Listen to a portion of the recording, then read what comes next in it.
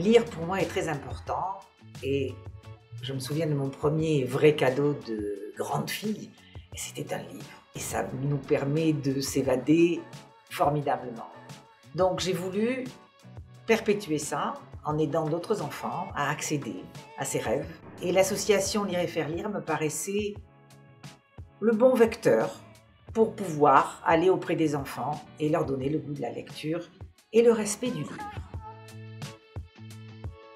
Alors j'ai choisi Lire et Faire Lire pour deux raisons. La première, effectivement, c'est que j'aime beaucoup la lecture, ça depuis très longtemps.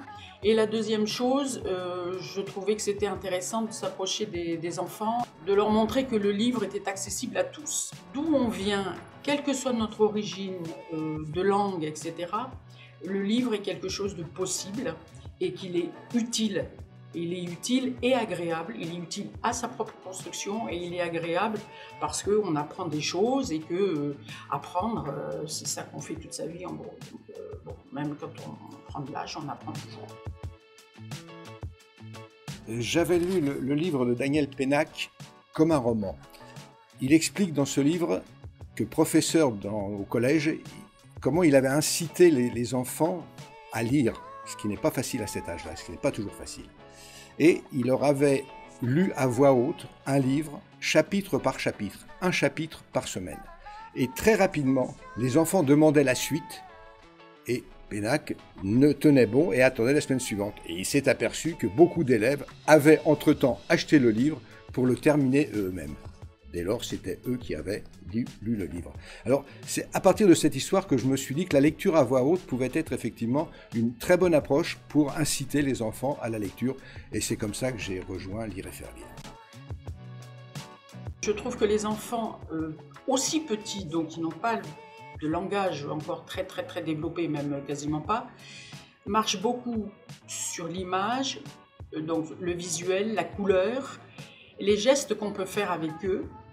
Et je trouve que cette approche est importante parce que ça leur développe en fait le goût de lire, c'est peut-être un grand mot parce qu'ils ne savent pas lire, mais de l'approche du livre, de le toucher, de le feuilleter, de le manipuler, et que c'est quelque chose qui est accessible. Moi, ce qui m'intéressait, c'était que le livre soit quelque chose d'accessible à tous et qui ne soit pas, entre guillemets, réservé à ceux qui sont capables de lire ou qui ont les moyens d'acheter des livres.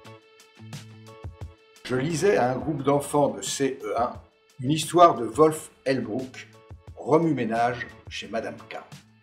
L'histoire met en scène une vieille dame, un peu débordée et anxieuse, qui imagine la disparition du soleil.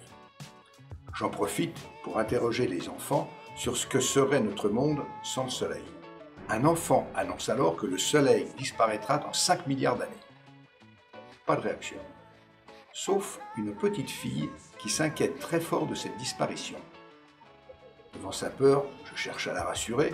« Ne t'inquiète pas, on a encore du temps avant cette disparition. » Elle se tourne alors vers moi, et avec un regard de pitié et de condescendance, elle me déclare « Toi, bien sûr, tu t'en fiches, tu seras mort. » Je pense qu'à la retraite, au moment où je me suis arrêtée de travailler, j'ai été submergée par l'euphorie d'avoir du temps libre. Et subitement, j'ai eu envie de donner un peu de ce temps libre tout en me faisant plaisir. Et j'ai rejoint Lire et Faire Lire parce que ça me permettait de croiser deux passions, l'amour des enfants et le plaisir de la lecture. Préparer des interventions à la maternelle, c'est aussi aller en bibliothèque au moins une fois par semaine pour choisir des livres. C'est rencontrer des bibliothèques formidables, voir des personnes qui me donnent des conseils. C'est aussi à intervalles réguliers, grâce à Lire et Faire Lire, participer à des ateliers de formation et échanger avec d'autres bénévoles. Et j'ajoute à cela que j'ai la chance d'intervenir dans une école, dans une maternelle dans Paris, dont toute l'équipe est extrêmement bienveillante à mon égard. L'anecdote qui m'a fait tellement chaud au cœur, c'est une maîtresse me disant « Nous n'y arriverions pas sans des gens comme toi ». Et c'est vraiment un souvenir formidable. Et je la remercie encore.